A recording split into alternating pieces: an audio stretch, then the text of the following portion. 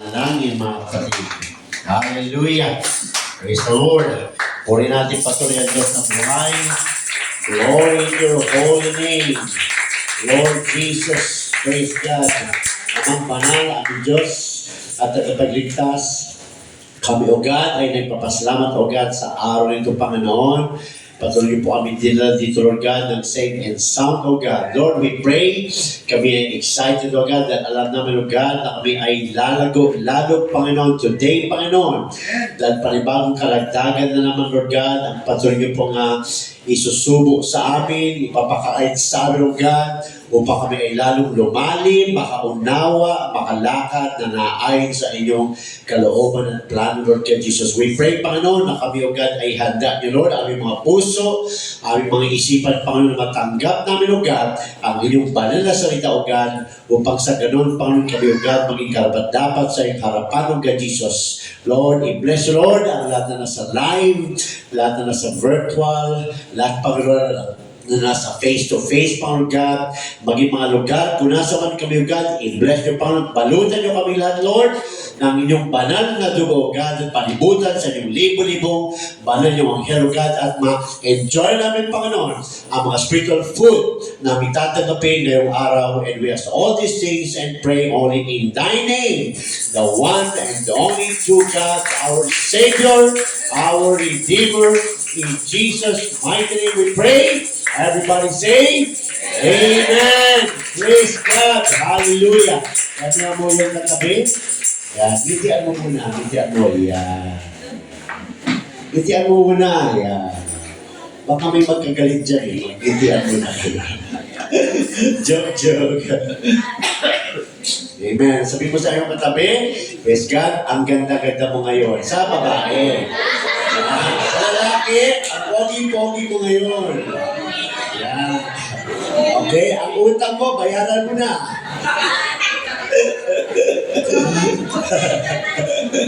Praise the Lord. So, happy Father's Day uli sa ating mga tatay.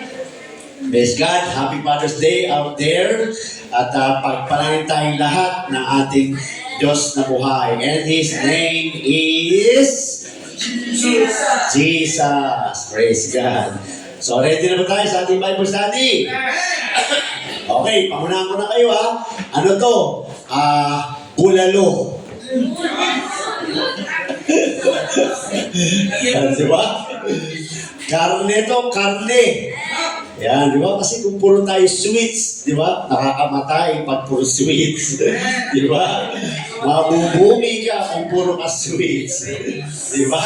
Kailangan din natin ng bulalo, karne. Yan, di ba? Para tayo ay mag-enjoy talaga sa salita ng Diyos. So, dinalakay natin last time, no? I want you to pay attention kasi kailan ma-apply natin ito, no? Kasi we are supposed to be growing, no? Hindi lang tayo. Sabi nga sa Revelations 1:3, basta natin, Revelations 1:3, anong nakalagay? Kamali ako, uminom ko ng malamig na tubig, nagkabutuloy. Yan, Revelations 1:3, blessed is he that readeth. Sino nagbabasa? Taas ang kamay? Yan, madaming nagbabasa. And they that hear the words of this prophecy. Praise God, no? Sino nakakarinig? Yan, praise God, no? Pangatlo, and keep. Yun, gumagawa, sumusunod sa kanyang nabasa, sa kanyang narinig. Sabi ka, and keep those things which are written therein, for the time is at hand. Ano ibig sabihin ng for the time is at hand? Dahil malapit na ang kanyang pagbabalik. Yan, no? Kaya mapalad ang nagbabasa, mapalad ang nakikinig. Kaya Bible study ito, makikinig tayo at magbabasa. And then, i-apply natin mga kapatid. Amen! Praise God. Upang tayo ay maging katanggap-tanggap, karapat-dapat sa kanyang harapan. So, wala pong perfect dito mga kapatid. Praise God. No? Lahat tayo dito ay tatamaan. O, di ba? Huwag natin sabihin, personal ako ni pastor. Oh. Walang ganun. No, walang ganun, no? Di natin pwedeng bawasan o dagdagan ang salita ng Diyos, no? Kung ano yung nakasulat, ano yung aralin, kailangan ituro ng buo. Yan, no? Pagka ikaw ay nag-gym at gusto mong gumanda ang forma ng iyong katawan, o, di ba? Ano ba yun? Relax ka na ba pag ginagawa mo yun? Hindi, di ba? Meron kang pinibigay na effort. Di ba? Naghihirap ka. No? Pagka ikaw ay nagbuhat ng toothpick, yan, sige mo toothpick pinubuhat mo. Mahirap ba yun? Di ba? Hindi, di ba, no? Wala kang maramdaman. Pero pag nagbuhat ka na ng dumbbell, meron na siyang bigat. Yan, no? Bisan, kaya mo hanggang 20 lang. Sabi ng instruction mo, hindi, gawin mo 30. Kaya pagdating sa 21, kaya marunong ka mag-inhale, exhale. O, di ba, no? So, may effort. And then, nagkakaroon ka ng muscles. Di ba, no? Ganun din sa spiritual growth, mga kapatid, no? Huwag natin hanapin yung laging comfort. Kung gusto natin lumago, mga kapatid, huwag natin hahanapin or aasahan ang laging comfort. Yan, no? Yung iba kasi pagka tinatamaan siya sa Bible study, yung iba umuuwi, yung iba umaalis. Pagka ganyan ang attitude, hindi tayo lalago, mga kapatid. Tanggapin natin para tayo ay lumago at lumabas na may natutunan. Yan, no? So, ang ating topic ngayong gabi ay, why did God choose tongues? O, di ba? Sino na naka-receive dito ng Holy Ghost?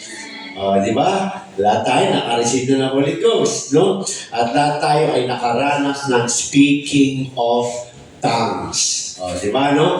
At sa ating pag-aaral, no, ang speaking of tongues ay initial evidence. Yan. Pag sinabing initial evidence, mga kapatid, yun ang unang proof na yung tao ay nakatanggap na ng Holy Ghost. No? Ngayon, kung may initial, merong susunod na mga proof. Pinag-aaralan natin yan. No? Sa every Wednesday Bible study sa gabi dati. No? Ano ang sunod na proof? Besides sa nag-speak in tongues, besides sa initial evidence siya, ano yung sunod? Sino nakalala? Start sa letter F. Yun, no? Kung siya'y nakatanggap na ng Holy Ghost, no, nakikita na sa kanya ang fruit of the Holy Spirit. Yan, no? Fruit of the Spirit is, ano yung number 1? Love. Di ba, no? Praise God, no? Kaya mapapansin natin, no? Pag sinabing fruit of the Spirit is love, joy, peace. Andun na lahat, di ba, no? Hindi sinabing fruits with S, kundi sabi doon, fruit without S. No? Kasi ang word na fruit, no, ay compound word, no? Nagsimula lahat 'yun, lahat ng magagandang elemento doon sa fruit of the Spirit ay dahil sa love.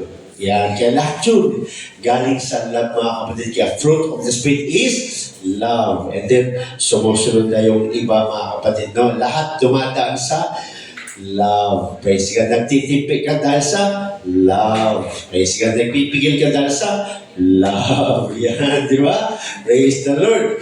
Kaya sabi dyan, mga kapatid, no? Yun ang susunod na proof na meron kang Holy Ghost. Yan, praise God. Bakit?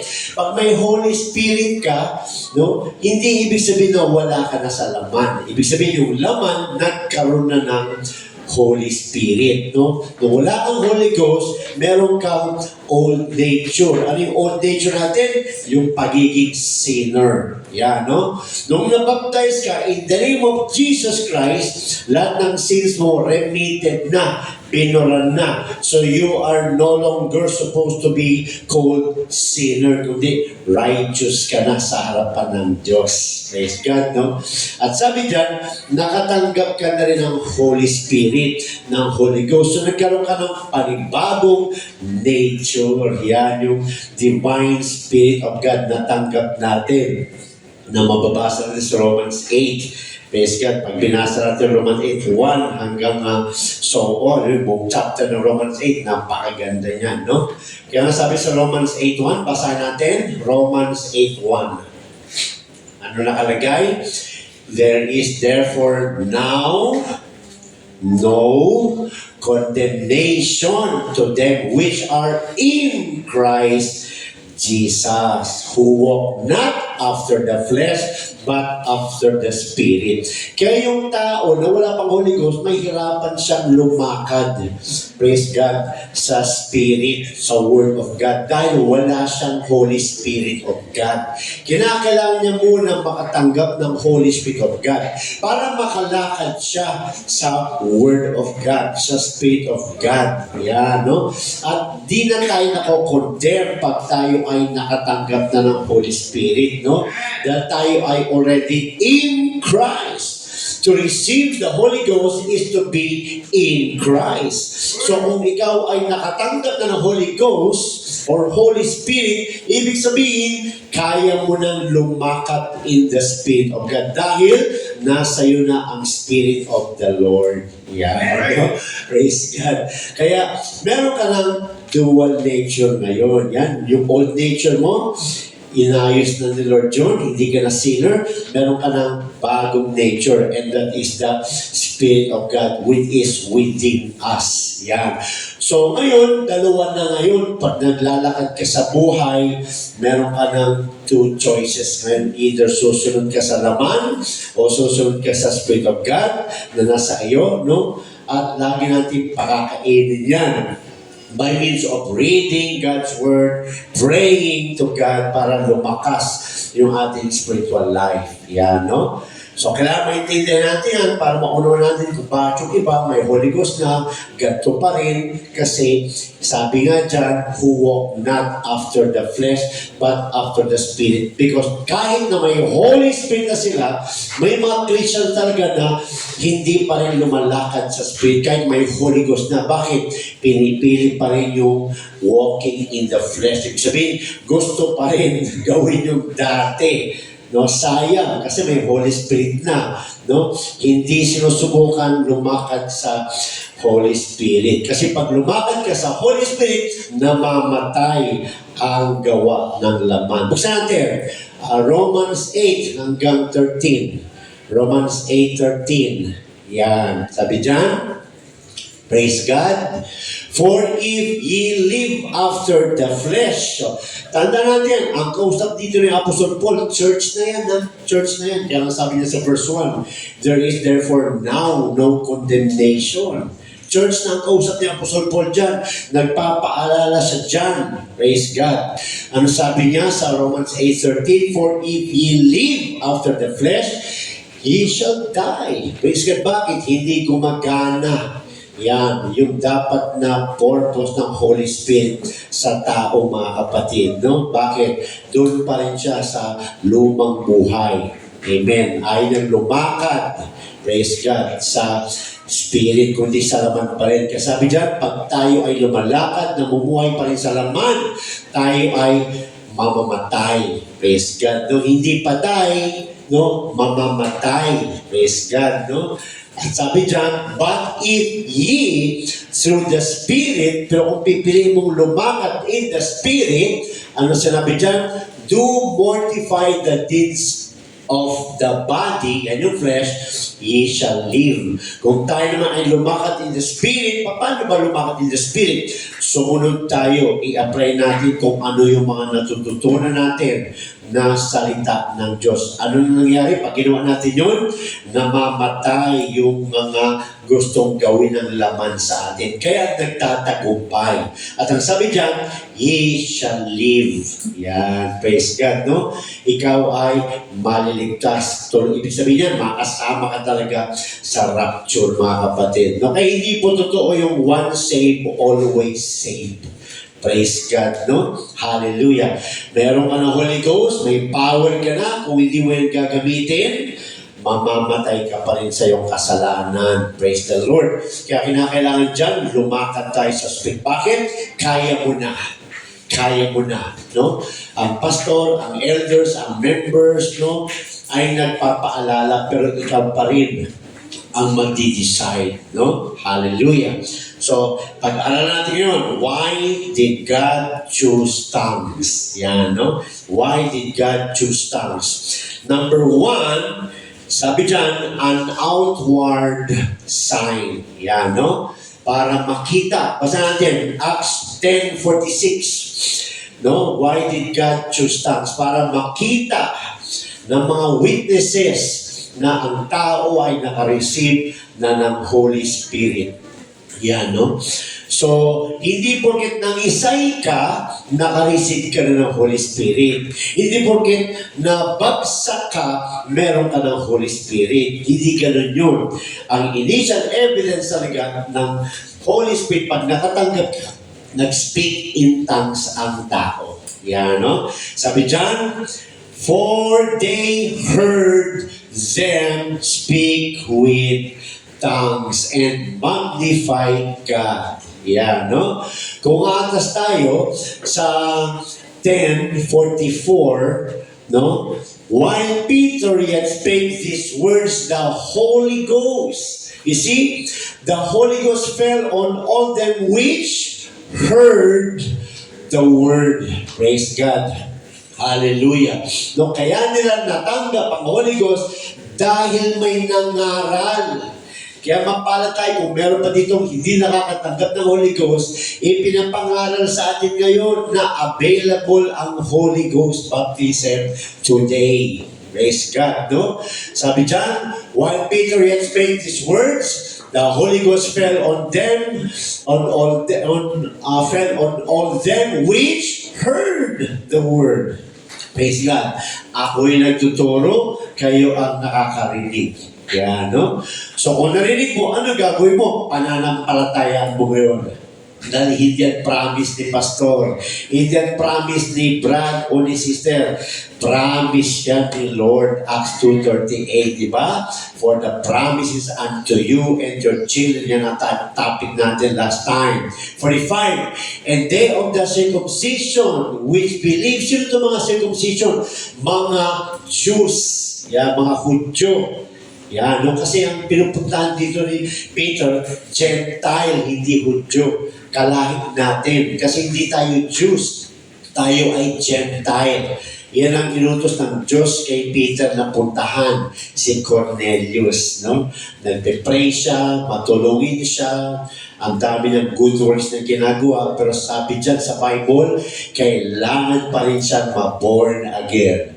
Nabaptize pa rin siya sa Holy Ghost. Nabaptize pa rin siya sa tubig. Dahil kung hindi, sabi sa John 3:5, walang makakapasok sa kanyang karya. So sabi dyan, and they of the circumcision which believed were astonished. Nagulat sila Peter. Tsaka yung mga kasama ni Peter nagulat.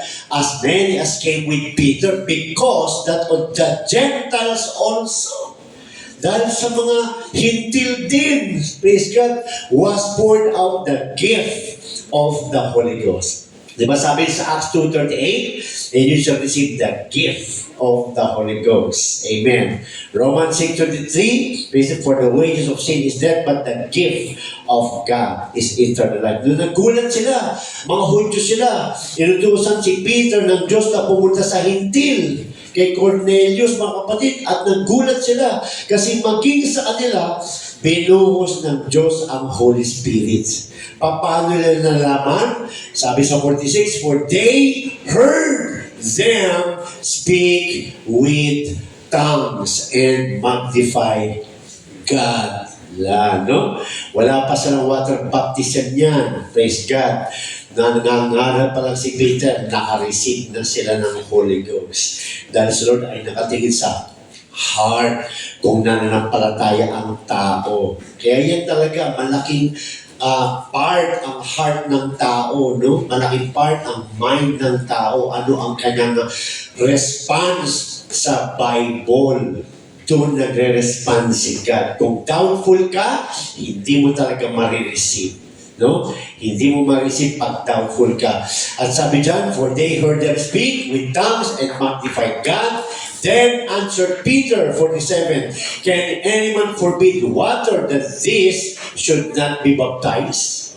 Ibabaptize mo ba sa tubig to? Praise God. Which have received, natanggap na nila the Holy Ghost as well as we. Yung natanggap nila, no, yun din yung natanggap natin. Hindi iba, pareho lang. And He commanded them to be baptized in the name of the Lord. Anong name the Lord? Jesus. So binaptize din sila Cornelius at ang kanyang may bahay, kanyang mga tauhan. Binaptize din sila lahat in the name of the Lord Jesus. Kahit na sila ay may Holy Ghost na. Kahit naka-receive na sila ng Holy Ghost, binaptize pa rin sila sa water. Bakit? Dahil utos yun ni Lord Jesus sa Matthew 28:19, baptizing in the name. Kaya hindi pwedeng putulin, hindi pwedeng magbawas. Praise God, hindi pwedeng magdagdag. No, kailangan hindi tayo makalabas sa utos ng Diyos. So, ang sabi dyan, number 1, an outward sign. Kaya tayo, alam natin, pag si sister o si Brad nakarinig, nag-speak in tongues, alam natin. Kaya pag naglalehans tayo, bakit? Bakit tayo naglalehans? Sabi sa Mark 16:17, and you shall lay hands on them, and they shall speak with other tongues. Kaya susunod ka. Magle-lay hands ka. Pag sabing lay hands, patong. Yan, huwag mong sabulutan, no? Huwag mong titipan, huwag mong ugain, no? Ang sabi, lay. Ano ibig sabihin ng lay? Patong lang. Yan, no? Kasi pag tinuga mo, parang ikaw na yung kapangyarihan. No? Parang pinilit mo na. Nakita siya na gano'n, tinitidyo. Tinitid the Holy Ghost. Kaya mo yan. Wala na. Yung isang nanay, nakita ko, sige na, inaangat kami, sabi ng nanay, sobra ka na. Napagod na ako. Lay hands na at manampalataya kay Lord. Kung sila inutusan na manampalataya sa tatanggapin ng Holy Ghost, manampalataya ka rin na patungan mo lang at gagalaw ang Diyos. Yun mga kapatid, no? Hindi pinipilit yan. At sabi dyan, sila ay binaptized din in the name of Jesus Christ, no? Nung naglehan sila ay naka-receive ng Holy Ghost. So ano sabi dyan? Why did God choose tongues? Number 1, an outward sign. Yan, no? Kaya di ba pag nag-lens tayo, sinisayin santo kayo, pakinggan nyo. Kasi hindi nyo napapansin, no? Minsan yung mukha kasi andun na sa sahig, tapos ang layo-layo mo, hindi mo malalaman. Kaya pag naglalehans ka, at the same time, pinapakinggan mo. Yan, huwag ka lesa 30 minutes, 20 minutes ka naglalehans dyan, hindi ka naman nakikinig. Pakinggan mo. Yan, kasi kailangan natin makarinig. No? That they heard them speak with other tongues. No? Hallelujah. Kaya sabi dyan, initial sign, an outward sign. Praise God. Number 2, a uniform sign. Hindi iba-iba. Lahat na naka-receive ng Holy Ghost na Christian sa Bible ay lahat nag-speak in tongues. No? Kaya mag-iingat tayo dyan. Marami nang nag-claim ngayon na sila ay born again. Di ba? Ay, born again din kami. Bakit? Ang pinupunta nilang church ay born again daw, pero walang Holy Ghost baptism, walang speaking of tongues, walang baptism in the name of Jesus Christ. Di ba? So, naging katawagan na lang ng sanlibutan ngayon ang born again. Ang tunay na born again ay hindi lang baptized in the name of Jesus Christ, kundi baptized in the Holy Ghost with the evidence of speaking of tongues. Kung walang speaking of tongues, he is not a born again Christian. Di ba? Kaya nga kung mabasa natin sa Acts 1, no? Acts 19, 1-6, ang unang tanong kagad ni Apostle Paul sa mga binaptize na ni John the Baptist. Anong una niyang tanong? Na-receive niyo na ba ang Holy Ghost? Di ba? Kaya ganyan din tayo, pag may kaibigan tayo, pag sinabi ng, born again din kami, tanungin nyo kaagad. So, naranasan mo na mag-speak in tongues? So, natanggap mo ba ang Holy Ghost? Ano yun? Okay, open door para makapag-share. Kasi kumakalat sa buong mundo ngayon, mga kapatid, na tumanggap ka lang sa panalangin, born again ka na. Wrong! Wala yun sa Bible. Yun ang initial step para ma-born again. Romans 10:9 hanggang 13, tumawag ka sa Kanya. Panalangin yun. Praise God. At sunod dyan, magpabaptize dapat sila in the name of Jesus Christ. At sunod dyan, gagawin ng Diyos ang Kanyang pangako by outpouring of the Holy Spirit. Yan ang born again. Kaya nga, born. Pag sinabing born, kapanganakan. Di ba? Kapanganakan. Kung tumanggap ka sa panalangin, ipinanganak ka ba? Di ba? Tumanggap ka kay Lord. Nung tinatanggap mo sa bilang tagapagligtas, ipinanganak ka na? Hindi. Ang kapanganakan, biblically in the Bible, is born in the Spirit. Yeah, no? Praise God. So number 2, a uniform sign. No? Sabi dyan sa Acts 10:44 hanggang 48. Praise God. No? Yan yung binasa natin kanina. No? Nagsalita sila ng iba't ibang wika ang mga hintil. Tignan natin sa Acts 19:6.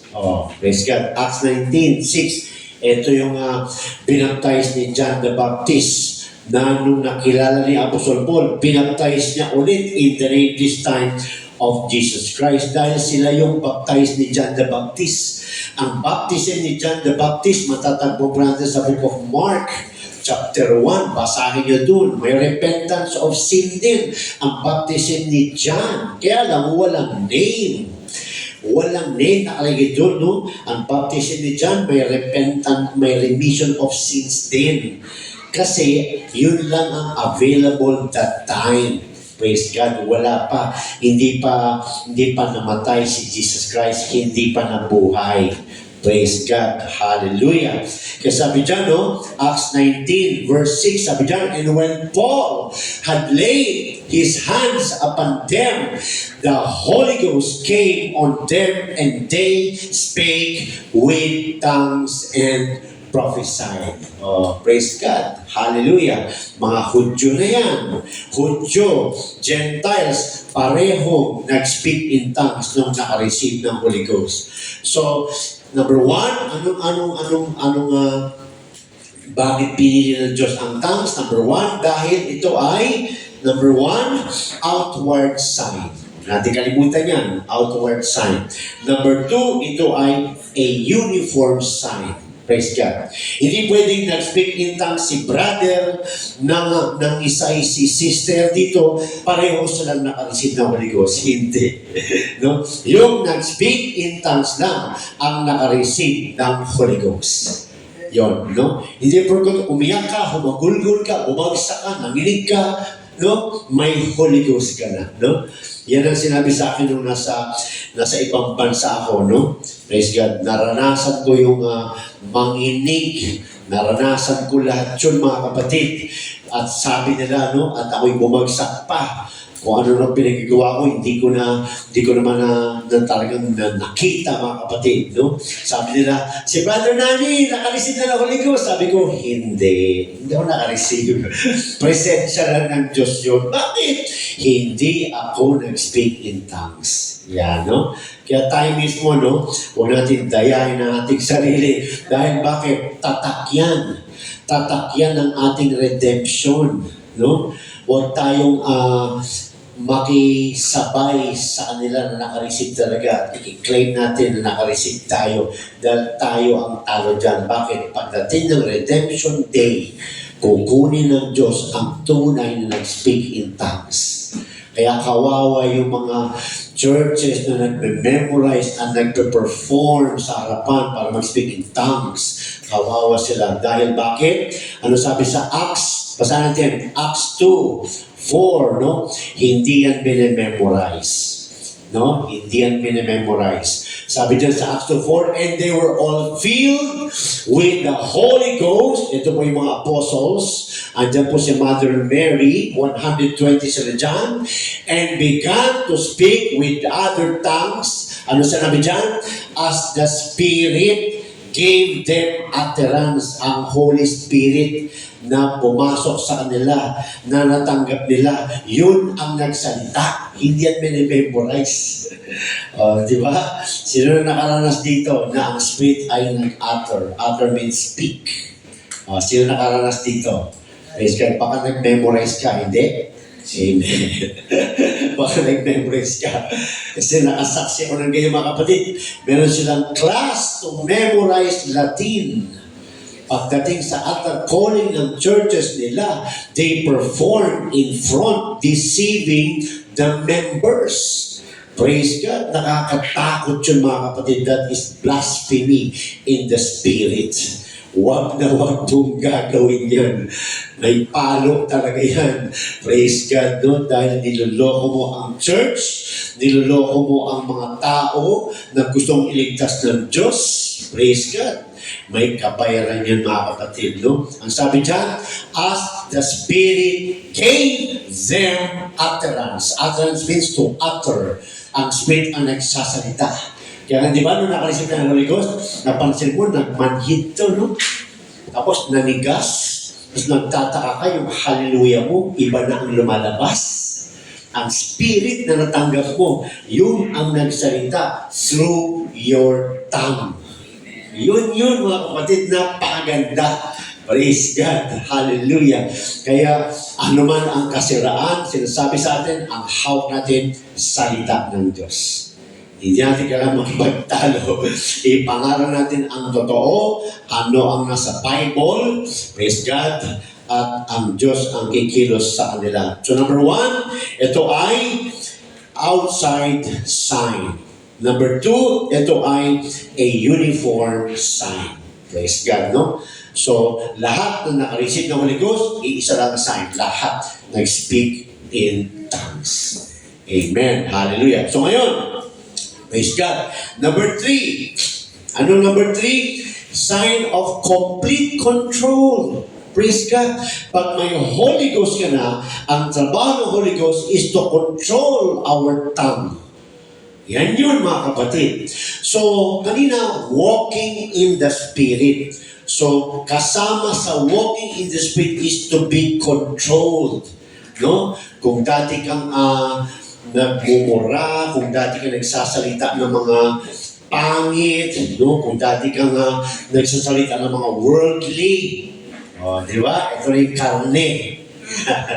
Praise God, no? Kailangan natin ito mga kapatid para matanggal na yung mga salita ng mga pansalibutan. Kasi may Holy Ghost ka na, hindi ka na pwedeng sumabay sa panahon natin ngayon na maraming lumalabas na mga words na nakikiuso, pati yung may Holy Ghost sumasabay. Di ba?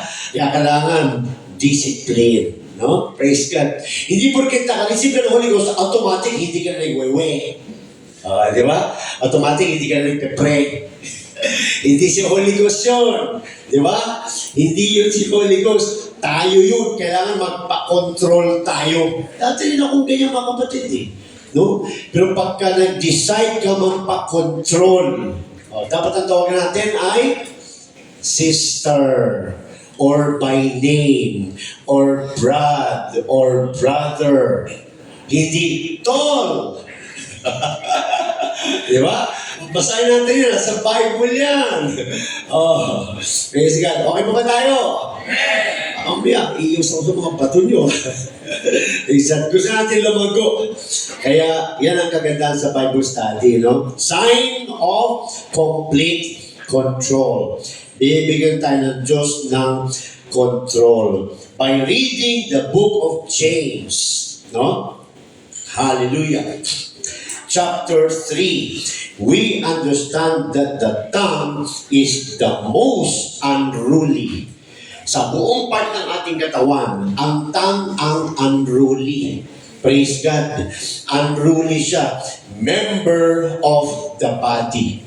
Praise God. Pag sinabing unruly, masungit. Ano pa ang ibig sabihin ng unruly mga kapatid? bad mouth. O, di ba? Praise God. So, hindi lang ito nagpapatukoy sa terms or words na ginagamit natin, mga pre, mga tol, hindi lang. Pati sa mga salitang pangit ka, bad mouth. O, di ba? Pangit ka. O, di ba? Kahit joke, wag na. Bakit? Pangit. O, di ba? Okay po ba tayo? Lalagoy tayo, no? Kasi Christian ka na, hindi na dapat narinig sa'yo, pangit ka rin. Di ba? Minsan ako nagdadala kasi pinag-joke sa akin ganyan eh. No? Nagdadala ka, ikaw rin, pangit ka rin. Di ba? Sabi ko, ano ba ito? Christian, hindi na dapat ito. Di ba? Christian, dapat constructive. Hindi destructive. Di ba, no? Pungko ka, mas pungko ka. Di ba pangit? Praise God. Di ba? Bad mouth. Di ba? Wala na. Kaya kita naman talaga, ang growing Christian, makikita talaga yan habang tumatagal, nagbabago na. Amen. Sasabihin na, dati nagmumura yan ah. Ngayon, puro praise the Lord. Yes, amen. Di ba? Praise God. Dati ganito yan. Bakit ngayon ang bait na? Kasi nagkakaroon na siya ng number 3, sign of complete control. Amen. Yan yun mga kapatid, no? Pag meron tayong complete control, meron tayong, ano sinabi kanina, sa devotion, commitment. Sabi ko, grabe, konektado, pati message, konektado. Commitment. Praise God. Gusto mo maging tunay na Kristiyano, yung commit. Praise God, di ba? Si God nga, kinumit niya, magkatawang tao para i-save ka eh. Tapos ayaw mo pa rin mag-commit, talagang patigas ka pa. Di ba, no? Talagang pa-hard to get ka pa. Praise God, no? Sabi ka, no? Masungit, bad mouth, ano pa? Bad words, ano pa? Disruptive. Ano ba yung disruptive? Nakakagambala. Ano ba yung gambala? Storbo? Oh, nakakagambala. Diba? Matutulog ka na lang. Nagagambala pa utak mo. Sabi niya, pangit daw ako. Diba? Punggok daw ako. Hindi naman ah. Diba? Correct yung Tagalog ko ah. Diba? Bungol daw ako. Kaya minsan, sorry ha, sa mga joke-joke, sasabi kong bingit tayo. No? Praise God, hindi pala dapat na. Praise God, kaya ako unang natuto doon, kagabi pa ako sinasabon, grabe. Kasi sabi niya mga kapatid, no, disruptive, no, nakakagambalang mga salita. Lalago talaga tayo, praise the Lord, no? Magiging good boy and good girls na tayo. Praise the Lord, no? Babaliwalain nyo to ha, sayang. Ngayon, ano pa? Disruptive, not amendable. Ano ba yung not amendable? Cannot be changed, hindi mabago. Iskat, hindi mabago. No? Nor control. Hindi madisiplina. Oh. Di ba? Nung wala pa tayo, nung hindi pa tayo Christian, ano yung mga words natin? Oh, sa totoo lang, mas malala ako sa inyo nung hindi pa ako Christian. Yung mga words ko talagang malala. Nung nag-Christian ako, sabi ko, grabe, lalaki pala. Hindi pala maganda. Praise God, no? Kasi sabi dyan, no? Not amendable. Praise God, hindi makontrol. Hindi matuwid. That is why, no? Kahit na anong payo sa atin ng magulang natin, hindi tayo magbago. Bakit? Walang power. That's why we need the Holy Spirit of God. Dahil yun ang may power. Diba? Praise God. Kung may power, gamitin mo na. Sayang naman yung kotse mo, naka-Ferrari ka. Ayaw mo naman i-start, nasa iyo na ang susi. Ayaw mo apakan ng gas. O, anong naranasan mo? Kalesa. Ayaw mo apakan eh. Hindi mo maranasan yung power. Pero kung gagamitin mo yung power, kaya nga tayo nag-fail, mga kapatid, no? Bakit ako nag-fail? Lahat tayo nag-fail. Dahil minsan, we choose flesh. We choose what we like. We don't want to commit. We don't want to be disciplined. We don't want to be controlled. That's why we fail. That's why we grow slowly. That's why we don't grow at all. because of our choice. Yan, kaya bulalo talaga ito. Nag-umpisa pa lang tayo sa sabaw. Sabaw pa lang ito. Amen. So sabi niya, no? Sabi nga sa, basahin muna natin yung word na unruly, no? 1 Thessalonians 5:14. 1 Thessalonians 5:14. Amen. 1 Thessalonians 5:14. Praise God. Ang sabi diyan, now we exhort you, brethren, warn them that are unruly. O, ano gagawin natin ngayon? Minsan kasi, pinag-aralan na natin, tatawanan pa. Pag may nagsalita ng ganun, tatawanan pa, sinasakyan pa, pinapakisamahan pa. Kaya hindi makorek. Di ba? Kaya hindi tayo nagbabago kasi, pag may kapatiran na alam natin nagsalita ng mali, ano ginagawa natin? Gagayahin mo pa. So, useless ang Bible study. Di ba? Useless ang pag-aaral. Sabi dyan, warn them that are unruly. Yan. So, ano yung unruly? Yun na. Masungit. Di ba, no? Praise God. Bad mouth. Ano pa? Bad words. Ano pa? Disruptive. Nakakagambala. Ano pa? Not amendable. Hindi mabago-bago. Praise God. Kaya mga kapatid, maging aware tayo. Huwag tayong sumabay sa takbo, sa uso, sa communication ng salibutan. Hindi tayo pwedeng sumabay. Tapos i-claim natin, born again tayo. Pero pagkasama natin yung mga kaibigan natin, mga classmates, mga schoolmates, pareho, hindi nagkaiba. So, paano nila makikita yung tunay na born again? Kung pareho lang tayo sa kanila. Di ba? So, kailangan natin mag-stand, mga kapatid. Mag-commit kay Lord, Lord, gusto ko talaga magbago. Matagal na natin gusto yan. Kaya matagal na rin binigay ni Lord ang instructions. Hindi lang natin ina-apply. I-apply naman natin. Sabi na ito, okay lang yan. Kaya nga tayo nag-Bible study, no? Kasi lahat tayo may pagkukulang. At blessing to that, dito tayo natututo. Yan, no? Sabi dyan, now we exhort you, brethren, warn them that are unruly. Praise God. Ano pa? Comfort and feeble-minded. Support the weak. Be patient toward all men.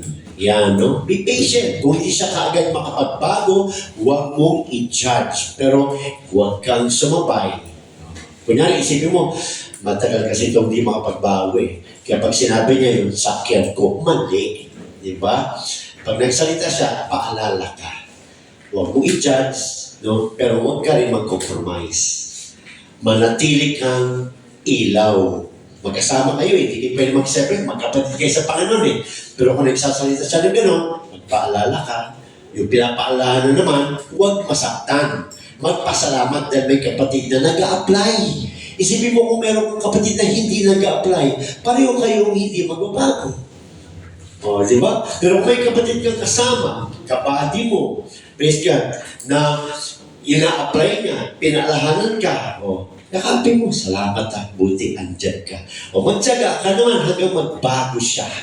Ano mangyayari? Both will change. Both will grow. So don't compromise. Kaya sabi dyan, no? Be patient toward all men. Di ba? No? Be patient. Kaya minsan, pag nakakalilig ako, praise God, nasa isip ko, sige lang. Magbabago din sa dulo. Hindi ka tulad ng iba talaga, wala talaga pakasya, nag-judge na. No? Nag-judge na. Sige lang, praise God, no? Magbabago din. Pero huwag ka mag-compromise, no? Maging patient ka. Ano dyan? Support the weak. Kasi yan ang weak point nila, no? Suportahan mo, tulungan mo hanggang sa magbago. So sabi dyan, warn them that are unruly. So, alalahanin mo, ano ba yung unruly? Masungit. Oh, di ba? Eh pag may nagsungit-sungit sa'yo, alam niyo mga kapatid, kahit joke na pasungit-sungit, practice yan. Kahit joke, pag lagi mong ginagawa yan sa joke, practicing yan. Kahit joke yan, that is practice. You are practicing what is wrong kahit joke. Oh, di ba? Praise God. O, nagbabalututan mga leg natin. Okay lang yan. Di ba natututo tayo? Praise God. Kahit joke, huwag nang i-joke. Kasi bakit? No? Parang ayaw mong seryosohin. No? Parang alam mong totoo yung katuruan, pero parang ayaw mong seryosohin, kaya idadaan mo muna sa joke. So, andun ka pa rin, hindi ka pa rin umaalis. Dinadaan mo na lang sa joke. Yan, no? Praise God. Kaya sabi dyan, no? Unruly. So, alahanin natin ano yung unruly, hindi makontrol. Dapat pala nakokontrol na ako. Hindi ako unbendable. Dapat pala nagbabago na ako. Yan, no? 8 years na itong church, eh. 8 years old na. Di ba? 8 years old na. Praise God. Pag baby, hinahayaan na lang ng nanay. Di ba, no? Praise God. Ang pasabi dyan, no? Hindi ka na dapat nakakagambala. Di ba, no? Kaya, it's a choice, mga kapatid, eh. It's a choice. Kaya kung group kayo, alalahanin natin. Nag-Bible study na tayo dyan. I-apply na natin yan. Or else, you will never grow. You will never grow. Stagnant ka. Diyan ka na lang talaga. Praise God. Kasi sabi dyan, warn them that are unruly. Comfort the feeble-minded. Yung mga may kahinaan. Support the weak. Be patient toward all men. Amen, no? Hindi natin sila i-judge, pero hindi ka magko-compromise, pero magiging patient ka sa pag-aantay ng pagbabago. Yan. Hindi mo iiwasan, pero hindi mo rin titigilan. Praise God. Dahil mahal mo yung kapatid mo eh. Mahal mo yung best friend mo. Mahal mo yung magulang mo. Mahal ka ng magulang mo. So, yan ang advice. Praise God, no? Hallelujah. Kasabi dyan, no? By reading James chapter 3, we understand that the tongue is the most unruly member of the body. Pinaka-ano pala yung tongue. Di ba, totoo naman, ano? Yung tongue natin, di ba, ano? Praise God. Ako, naalala ko rin yan nung pinata ako. Grabe kami, pare! Lagi ganyan, di ba? Di ba, saan kasi sa laman, di ba, pare! Di ba, no? Yung brad, nagiging bro! Di ba? Dude! Yung mga panahon namin, gano'n eh. Ngayon, iba eh, girl! Di ba? Pagka lalaki, girl! Malala na yun. Lalaki na, tinatawag pa rin girl. Malala na yan. Kasi worldly yan eh. Yan ang level ng salibutan. Dapat wala ka na dyan. No? Praise God. No? Kung lalaki siya at nagpapaka-girl, parangkay mo na, Brad! Yan. Ay, hindi ako Brad. Brad ka, magising ka na. Praise God. Huwag kang mangarap. Ginawa kang lalaki. Hindi ka babae. Brad. Praise God. No? Number 2, it is the hardest member to tame. Anong tame? Control. Yan ang pinakamahirap na i-control sa ating bibig. Di ba lumalaban na ang bibig? Praise God. Basahin natin mga kapatid. No? James 3. Verse, umpisa natin sa 7. Yan, James 3. Praise God. For every kind of beast, of birds, and of serpents, and of things in the sea, is tamed. Buti pa yung mga ginawa ng Diyos na animals, no? Na-tame, nakokontrol natin, and have been tamed of mankind. Yung tao pa ang nag-tame.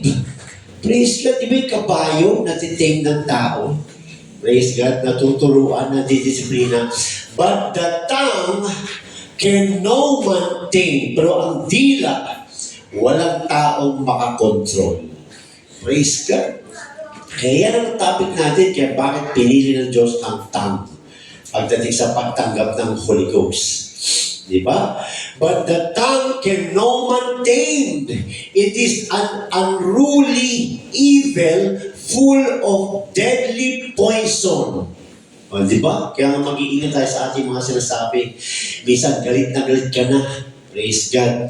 No? Nakapagbitaw ka ng salita. Kahit mag-sorry ka pa kay God, umuuwi yung pinagsabihan mong sugatan. Dala-dala niya yun. O, di ba? Praise God. Kaya babantayin natin yung ating tongue. Ano pa? Therewith, blessed with God. Pag nasa church tayo, hallelujah! We praise you, Lord. We worship you. Pagdating sa labas, pangit mo. O, di ba? Sabi dyan, no? Therewith, blessed we God, even the Father, and therewith curse we men. O, di ba? Praise God. Nag-worship tayo kay God through our tongue, pero kinagamit din natin yung tongue para sirain ang tao. O, di ba? Tapos we call ourselves born again Christian. Di ba? Praise God. Okay pa ba tayo? Praise the Lord. Huwag niyo ako yuyukuan, ha? Nakati naman kayo eh. And therewith curse we men, which are made after the similitude of God. Praise God. Sabi dyan, no? Hallelujah. Which are made after the similitude of God. Design niya ng Diyos para purihin siya. Design niya ng Diyos para sa Kanya. Design niya ng Diyos para sa mabubuti, para sa constructive. Amen. Hallelujah. Then, out of the same mouth proceedeth blessing and cursing. Oh, praise God. Sapul na sapul talaga tayo dyan, di ba? Praise God. Ang bait-bait mo, God bless you. Sa kabila, bahala sa buhay mo. O, di ba? Iisang tang lang yun. Alam mo man dalawang tang mo. Iisa lang ang tang mo. Di ba, no? Glory to God. You are such a blessing. Ikaw, wala kang kwenta. Wala kang pag-asa. Diyan ka na. Di ba? Praise God. Yan ang totoo, mga kapatid. Kaya inaaral ito para mawala na. Di ba, no? Praise God. Kung hindi ganun, chismis, no? Soul winning, soul destroying. Dalawa.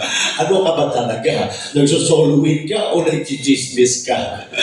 Nagko-construct ka ba ng soul o nag-destroy ka ng soul? Praise the Lord. Hallelujah. Tingnan niya mabuti, no? Nag-soul win ka sa unbeliever. Yan. So, naging believer na siya. Nung naging believer na siya, ano sunod na ginagawa mo? Chinichismis mo na yung iba. No? So, sinoluin mo siya para maligtas, pero pagkasama mo na, sinisira mo naman. You see? We have to be careful of our tongue, mga kapatid. Kasi sabi dyan, mga kapatid, verse 11, doth a fountain send forth at the same place sweet water and bitter? Nakita ka ng fountain. Okay, sumalo ka sa kanan, sweet. Sumalo ka sa kaliwa, bitter. Ganun ba yun? Hindi. Kung ano yung lumalabas dun sa fountain, isang lasa lang yun. If it's bitter, it's bitter. If it's sweet, it's sweet. Wala pong fountain na naglalabas ng dalawang lasa. Sa kaliwa, sweet bread. Subukan mo umigib sa kaliwa, sweet. Pagdating sa kanan, bitter. Subukan mo, walang ganun. Isa lang talaga, bitter kung bitter, sweet kung sweet. Di ba? Ibig sabihin, born again kung born again, hindi born again kung hindi born again. Di ba natin? Praise God. Kaya sabi dyan, 12, can the fig tree, my brethren, bear olive berries, either a vine figs? So can no fountain both yield salt water and fresh? So walang fountain na naglalabas ng fresh water and at the same time salt water. Wala. Isa lang talaga. 13. Who is a wise man and endued with knowledge among you? Sino ang wise sa inyo?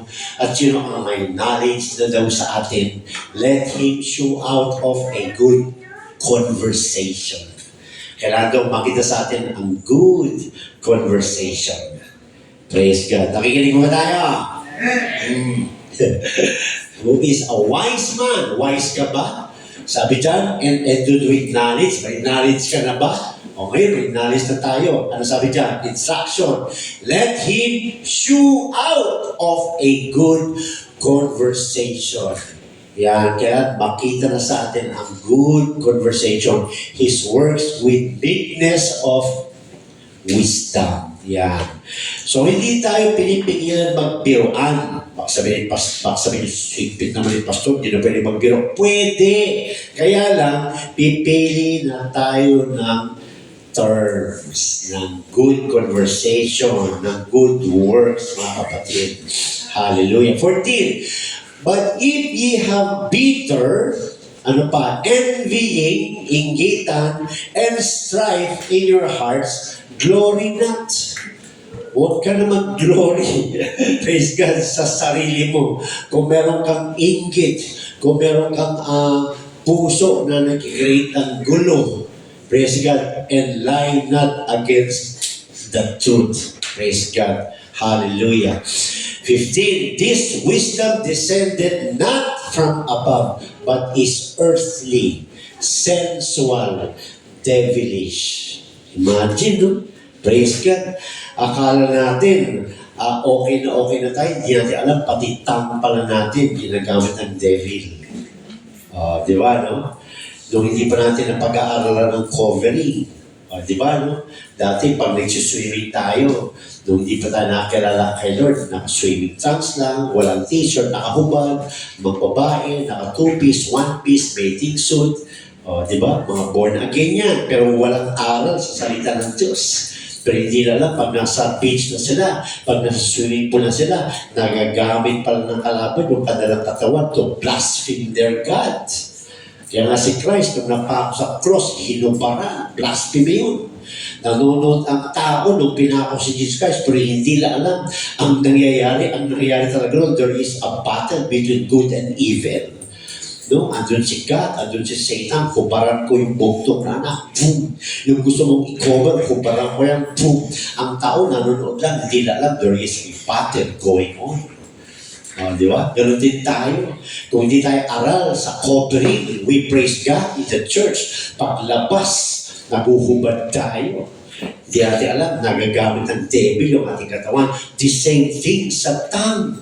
Praise God, we praise God, pero pag gumagamit pa rin tayo ng bad conversation, ng chismis, ng wrong words, hindi mo alam, ginagamit ka pa rin ng devil. Kaya ano sinasabi dyan? There is confusion and evil work, every work.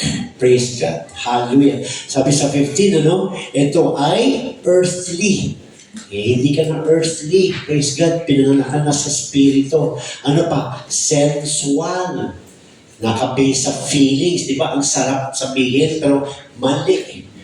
Pag galit na galit ka lang, gusto mo nang, di ba? Ito, ano lang eh. Di ba?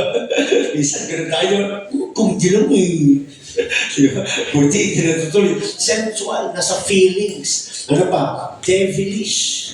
Kaya hindi natin napapansin, kala natin okay lang, hindi. Ginagamit ng devil even in our simple conversation. Praise God. Kaya makikita mo talaga ang Christian na nagmamature. Mawawala na ito mga to.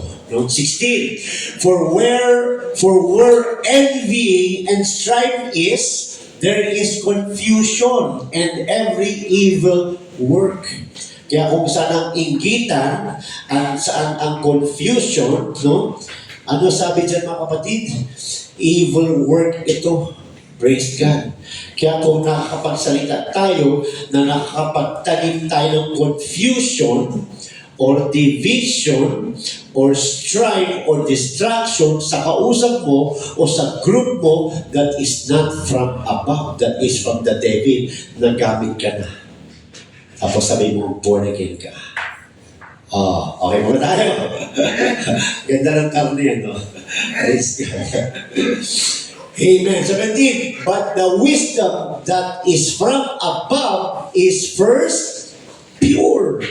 Pure. Ang galing sa taas, mga kapatid, na wisdom, pure. Hindi ka makikitaan ng dungis sa pananalita. Di ba sabi sa Book of Proverbs, no? Ano ang wise? Mabilis makinig, mabagal magsalita. Yeah. Kaya yung madaldal, yung marami sinasabi, hindi siya malayo sa kasalanan. Bakit? No? Marami siyang sinasabi, mabilis. Minsan kasi pag sobrang bilis, hindi ka na nag-iisip na pagsalita ka na ng negative. Kaya sabi dyan, be fast in listening, but slow to speak. Bakit slow to speak? May attention siya sa narinig niya. Bago siya magsalita, okay, ito yung narinig ko, pangit, anong response ko? Praise God. Hallelujah. Isang araw lang mga kapatid, may nag-contact sa aking pastor. Praise God. Sinisiraan yung isang pastor. Sabi ko, ba't ganito? Sinagot ko. Sabi ko, his past is not my concern. At ang pagkalat ng kasalanan ay kasalanan. I'm sorry, Brad. Hindi ko magagawa ito.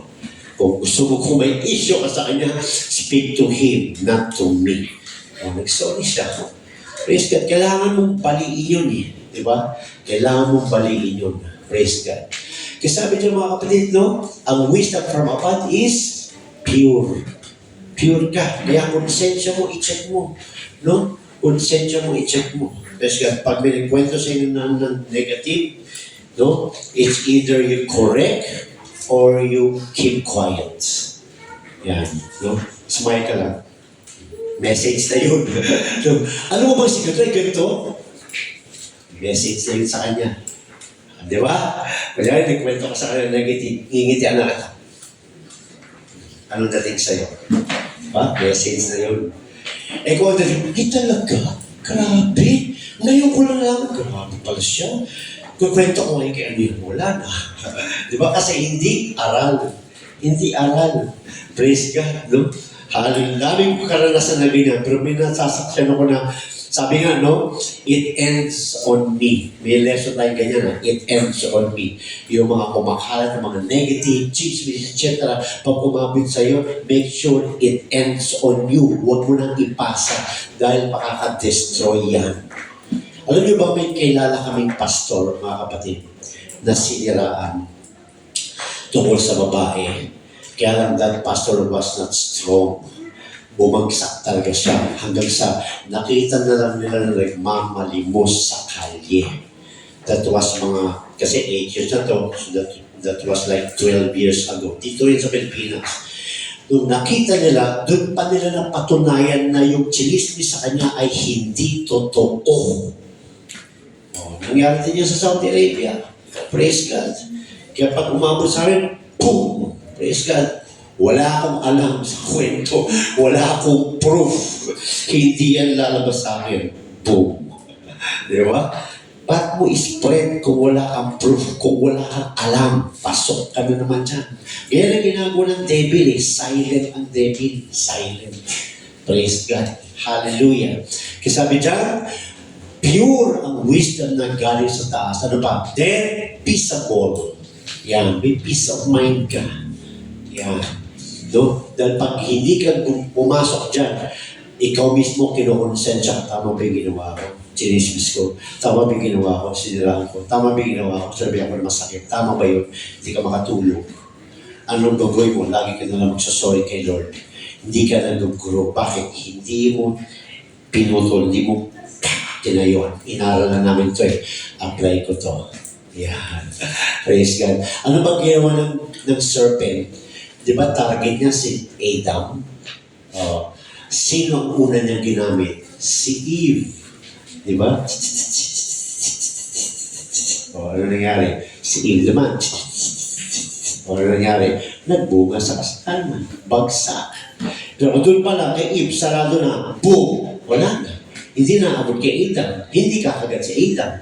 Di ba? Nung kumagat si Adam, ano sabi doon? And the eyes of them both were opened. Ang target sa Adam, ikaw gagamitin ko. Pababagsakin ko yun. Ikaw gagamitin ko. Kung dito palang sarado, hindi babagsak yun. Hindi ka rin babagsak. See? Praise God. Kaya apply natin yung mga kapatid. Ganyan ang devil to destroy us and others. Ang sabi pa dyan, gentle and easy to be entreated, full of mercy and good fruits, without partiality, no? And without hypocrisy. Maging totoo tayo. Praise God. Hallelujah. No? Kwento ng kwentong iba sa kasalanan ng iba, aminin mo rin, ikaw din. O, di ba? Hindi tayo hypocrite na, kinikwento na natin yung iba. Samantalang tayo din, mga kapatid. 18. And the fruit of righteousness is sown in peace of them that make peace. Praise God. Magtanim tayo ng peace sa puso ng tao, hindi destruction. Tandaan natin, ang heart ng tao is his garden. Every seed that we plant, tutubo yan.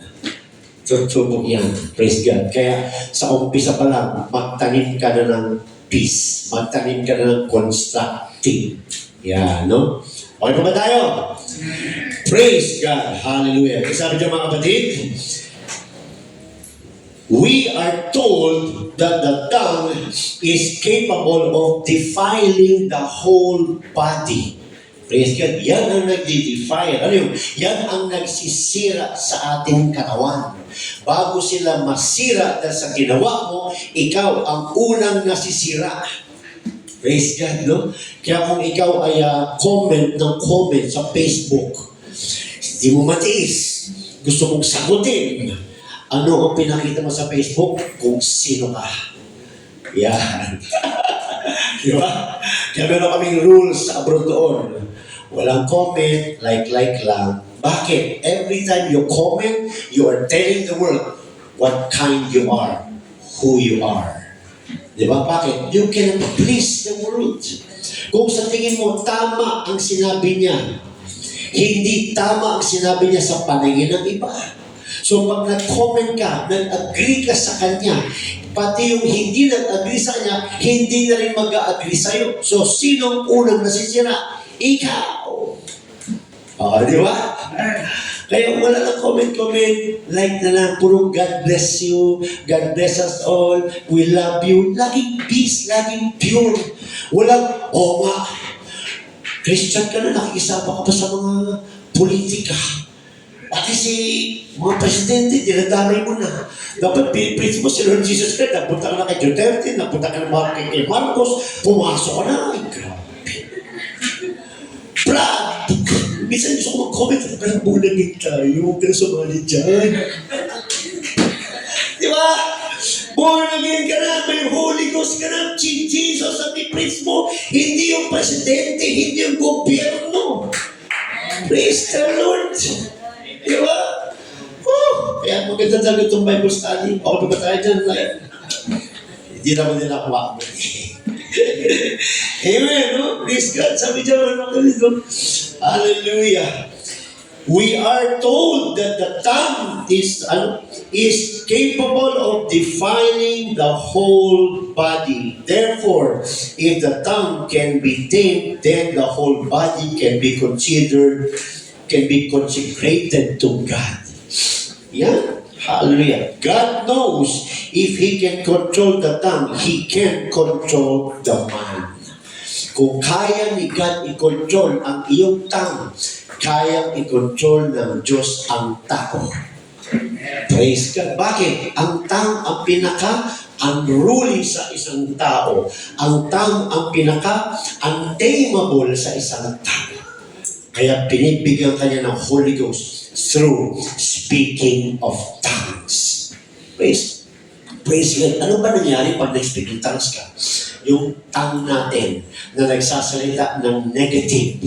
Anong ginawa? Ang Holy Spirit ang nag-utter. Ano yun? Praise God. Yung dating hindi mo sinasabi, sinabi ng Holy Spirit sa pamamagitan ng iyong tongue. Ano ibig sabihin nun?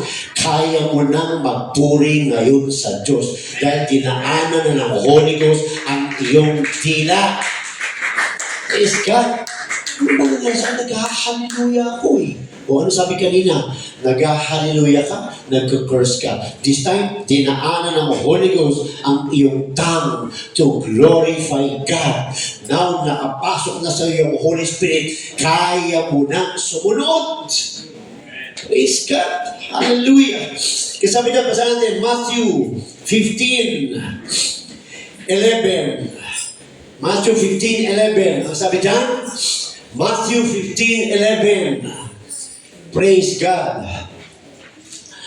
Not that which goeth into the mouth defileth a man. Ano ba yung pumapasok sa mouth? Pagkain, milk tea, barbecue, kanin. Yan yung pumapasok. Hindi yan ang nagbibigay ng dumi. Hindi yan ang nagdi-defile sa ating katawan. Kundi, but that which cometh out of the mouth, yung lumalabas. O, ano yung lumalabas? Salita. Yan ang nagdi-defile.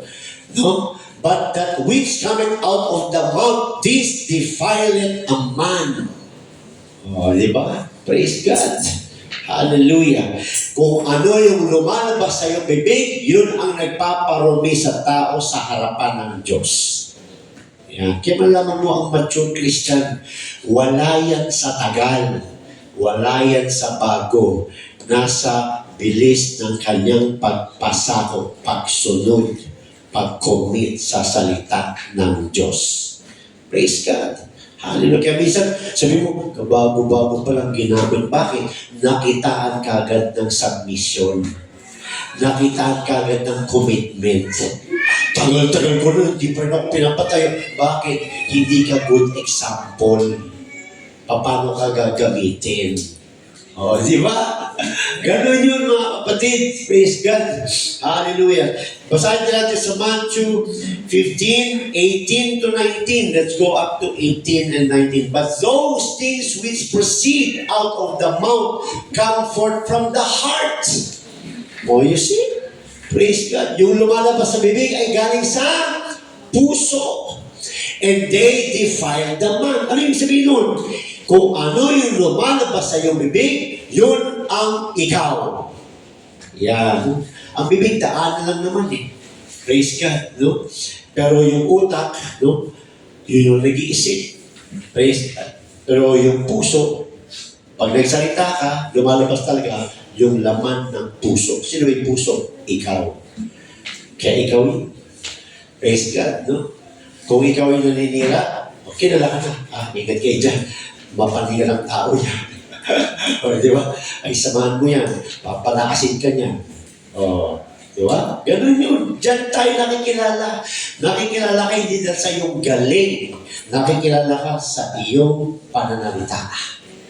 Sa iyong pamumuhay.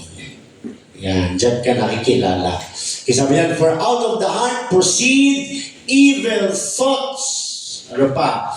Murders, adulteries, fornications, thefts, false witness, blasphemy. O, di ba? Praise God. Yan yung heart. Kaya kailangan ng Holy Ghost. Pag may Holy Ghost, kailangan ng commitment. Pag may commitment, may obedience, may bunga. Then, you are changed. O, di ba? Praise God. Hallelujah. Kaya sabi niyo mga kapatid, He can control the tongue. He can control the man. That's why the Holy Spirit is a must. Gusto mo magbago? Kailangan mo talaga ng Holy Ghost baptism. Pag nakatanggap ka ng Holy Ghost baptism, know the purpose of the Holy Spirit in your life. Know it. Don't just receive it. Alamin mo kung ano ang natanggap mo. Alamin mo ano ang purpose ng natanggap mo. Ang alam kasi ng iba, karamihan selyo lang eh. No? Redemption seal. No? Kaligtasan. Hindi. Ang unang trabaho ng Holy Spirit, yes, tatak ka na. Anak ka na ng Diyos. Pero habang hindi pa nag-rapture, ang purpose ng Holy Spirit ay baguhin ka. Kung dati kang chismoso, dapat hindi na. Di ba? Kung dati kang naninira, dapat hindi na. Kung dati kang puno-puno ng bad words, dapat hindi na. that is walking in the Spirit. Dahil kung andyan ka pa rin, you are in the flesh. Praise God. Malinaw ba? Praise God, no? Malinaw, di ba? Praise the Lord. Kaya sabi niyo mga kapatid, no? Seeing, eto pa pala. Amen. Mark 7:20. Mark 7:20. Praise the Lord. Sabi dyan, and he said, that which cometh out of the man that defileth the man. Pareho lang, just another book from Mark. Praise God. Kaya sabi nito mga kapatid, no? James 2:2. James 2, chapter 2, verse 2. Yeah. Praise the Lord.